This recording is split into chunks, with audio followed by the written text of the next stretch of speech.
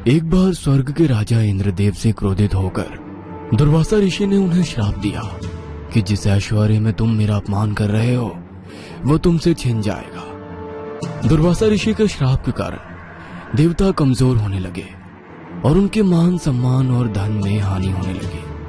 पूरे स्वर्ग लोक में त्राही त्राही मच गई और वे सब मदद के लिए भगवान विष्णु के पास पहुंच गए। भगवान विष्णु ने देवताओं को समुद्र मंथन करने का उपाय सुझाया और बताया कि समुद्र मंथन से जो अमृत निकलेगा उस अमृत के सेवन करने से ही देवताओं की शक्ति उन्हें वापस मिल सकेगी। देवताओं की शक्ति इतनी कमजोर हो चुकी थी कि वे अकेले ही विशाल समुद्र का मंथन करने में सक्षम नहीं थे। ऐसे में देवताओं ने राक्षस के राजा बलि से मदद मांगी। राजा बलि ने इस शर्त पर मदद करने के लिए सहमति दी कि समुद्र से निकलने वाला अमृत में आधा हिस्सा राक्षसों को भी दिया जाएगा। समुद्र मंथन शुरू हुआ और मंथन में अमृत से पहले भयानक तेज वाला विष निकला। उस विष का पान करना राक्षस या देवता किसी के भी वश का नहीं था। विष के तेज से ही देवता और असुर मूर्छित होने लगे थे। इसलिए उस विष को पीने के लिए भगवान शंकर प्रकट हुए और उन्होंने विष को अपने कंठ में धारण कर लिया। विष को ग्रहण करते समय विष की एक बूंद राक्षस कली के ऊपर भी गिर गई, जिसके कारण उसका शरीर समाप्त हो गया। इसके बाद मंथन फिर से शुरू हुआ, जिसके परिणाम स्वरूप समुद्र से अमृत निकला। उस अमृत के निकलते ही देवता और असुरों में छीना झपटी शुरू हो गई। उसी छीना झपटी में अमृत की कुछ बूंदें धरती पर गिरी, जिसमें से एक बूंद कली के ऊपर भी गिरी। अमृत के स्पर्श से उसका शरीर वापस जीवित हो गया, किंतु वह भौतिक रूप में नहीं आ सका। अमृत के बंटवारे के लिए भगवान विष्णु ने मोहिनी रूप लिया और सारा अमृत छल से देवताओं को पिला दिया। तब से लेकर आज तक कली पुरुष धरती पर विराजमान है। वो अभी भौतिक रूप में नहीं आया है, परंतु वो अपनी शक्तियों से इंसान पर काबू पा सकता है। जितना पाप और गलत कार्य धरती पर बढ़ेंगे, कली पुरुष को उतनी ही शक्ति प्राप्त होगी। जब पाप अपने चरम पर पहुंच जाएंगे, उस समय कली भौतिक रूप में आ जाएगा और इंसानों पर राज करेगा। पाप के चरम पर होने और धरती पर एक असुर के राज करने पर भगवान विष्णु के स्वरूप कल्कि का धरती पर जन्म होगा। इस कहानी की लेखिका है सोनिया सैनी। अपने माथे पर आते पसीने को पोंछकर उसने पीछे मुड़कर देखा। स्ट्रीट लाइट की मध्यम सी रोशनी में उस पतली सी गली के दूसरे छोर तक उसे अपने पीछे कोई दिखाई नहीं दिया, किंतु अंधेरी रात में किसी के कदमों की आहट पिछले 5 मिनट से लगातार उसका पीछा कर रही थी। अनीता नाइट शिफ्ट खत्म करके अपने घर लौट रही थी। उसका घर मेन रोड से अंदर एक संकरी गली में पड़ता था, जहां तक कैब का पहुंच पाना संभव नहीं था। हर रोज की तरह उसने मेन रोड पर कैब रुकवाई और तेज कदमों से अपने घर की ओर बढ़ने लगी। रात के 2 बजे का समय था। हर तरफ गहरा सन्नाटा पसरा हुआ था। अचानक उसे अपने पीछे किसी के कदमों की आहट सुनाई दी। सूखे पत्तों पर किसी के कदमों से आने वाली कड़कड़ की आवाज उसकी नसों में अजीब सा डर भर रही थी। पीछे मुड़कर देख पाने की हिम्मत तो नहीं बची थी, लेकिन फिर भी उसने अपने डर पर काबू पाने के लिए एक बार फिर मुड़कर पीछे देखा। उसके पीछे रात के स्याहे अंधेरे के अलावा और कुछ भी दिखाई नहीं दे रहा था। 2-3 कदम आगे बढ़ाने पर एक बार फिर उसे लगने लगा जैसे कोई उसके पीछे पीछे आ रहा है। डर से उसका पूरा शरीर पसीना पसीना हो गया था। खतरा भांपकर उसने बिजली की सी तेज से अपने बैग की पॉकेट खोली और उसमें रखे स्प्रे की बोतल को निकालकर अपने हाथों में पकड़ लिया। बोतल हाथ में पकड़कर जैसे ही वो आगे बढ़ने को हुई, उसकी आंखों के सामने एक काला सा धुआं फैल गया। यह धुआं इतना घना था कि एक पल को उसे आगे बढ़ने का रास्ता भी समझ नहीं आया। अगले ही पल उस धुएं के पीछे से एक आदमी ने निकलकर एक भारी भरकम हथौड़ा उसके सर पर दे मारा।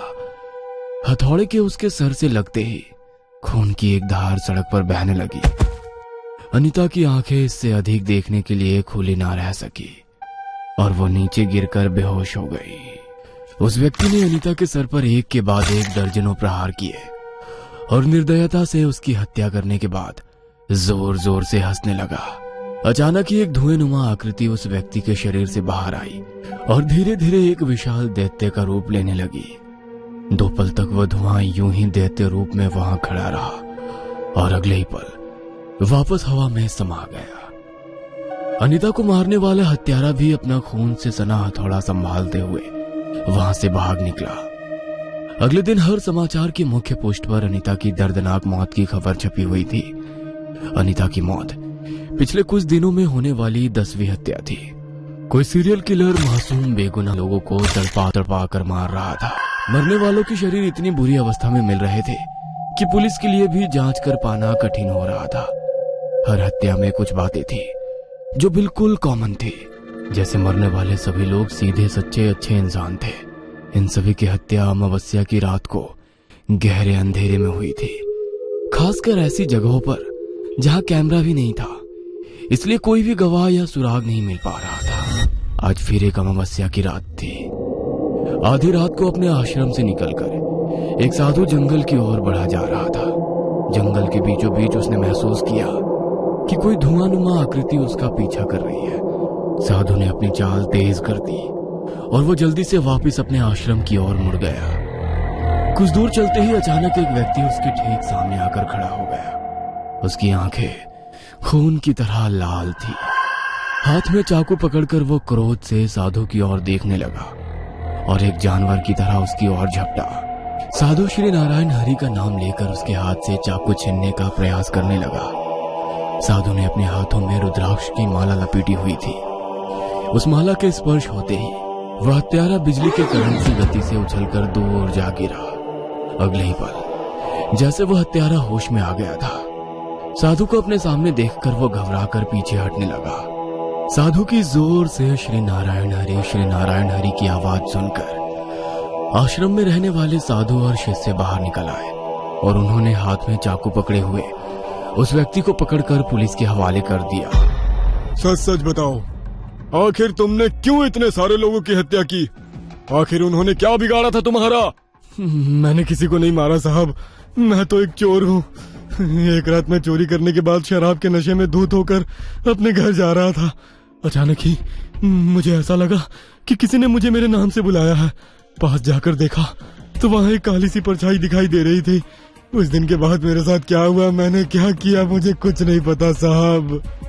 पुलिस को कहानियां सुनाता है, हम तुझे बेवकूफ नजर आते हैं? हाँ, तूने एक दो नहीं पूरे 10 लोगों की इतनी निर्मम तरीके से हत्या की है कि कोई मान ही नहीं सकता ये इंसान का काम है। भोलेपन का नाटक बंद कर, तू तो इंसान कहलाने के लायक भी नहीं है। मैं बस चोर हूँ साहब, मेरी बात का यकीन करो।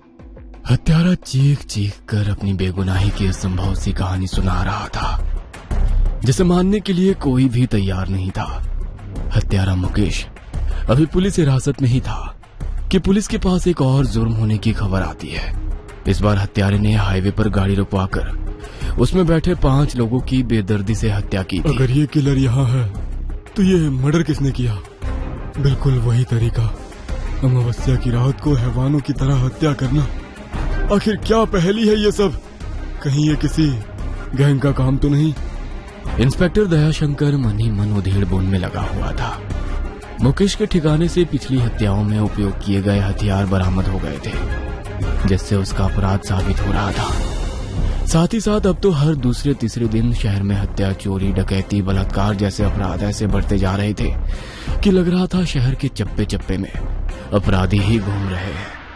स्थिति पुलिस के नियंत्रण से बाहर हो गई थी। रात का समय था। अपने विचित्र केसों के बारे में सोचते सोचते दयाशंकर को नींद आ गई थी।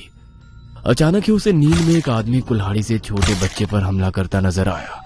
हमलावर कोई सामान्य व्यक्ति नहीं लग रहा था।